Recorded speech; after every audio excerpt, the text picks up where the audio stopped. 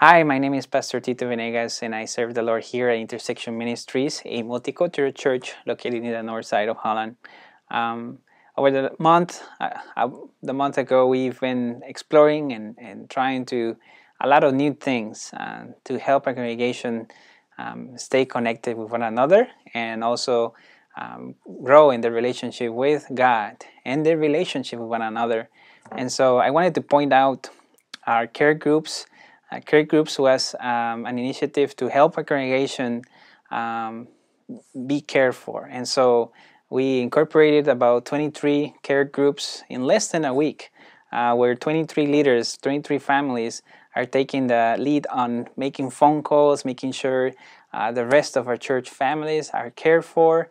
Our leadership then cares for those 23 leaders and also responds to any emergencies that might come up out of those phone calls. But just the phone calls themselves has been a blessing. We've seen so many great feedback and testimony come back to us about how much they needed a phone call for someone just to listen to what they're struggling with right now.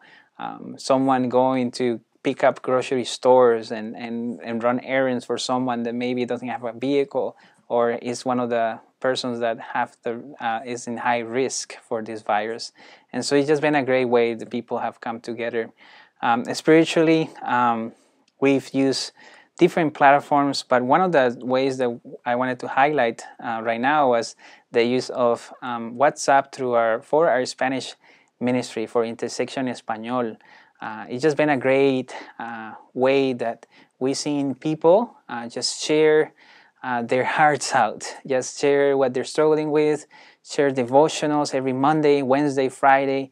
The Intersection Español leadership takes the lead on sending a devotional, worship music time where the people can access to and listen to, just to be available. And so just the fact of having a platform where all of us are in one place together receiving all these messages has been a wonderful experience. We've had many great testimonies.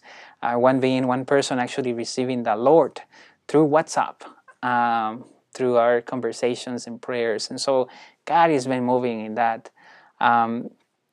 We've used also different ways. Zoom is one of the other platforms that we have incorporated in the life of the church to provide and keep providing Bible studies, story time. We actually seen an increase in participation in those story times.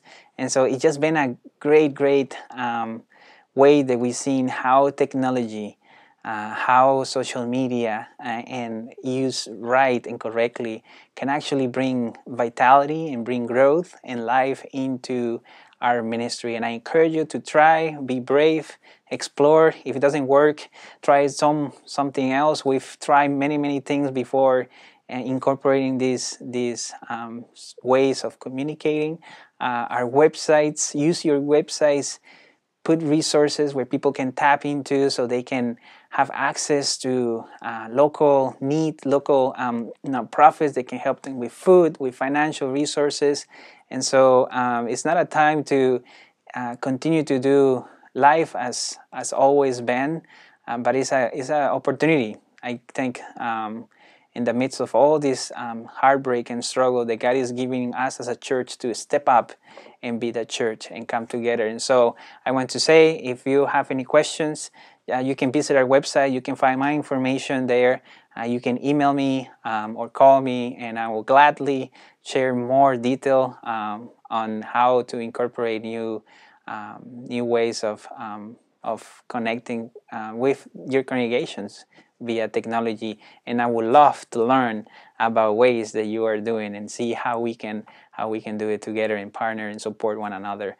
This is not a time for our churches to isolate ourselves. It's a time for us to step up and share our resources and pray and care for one another.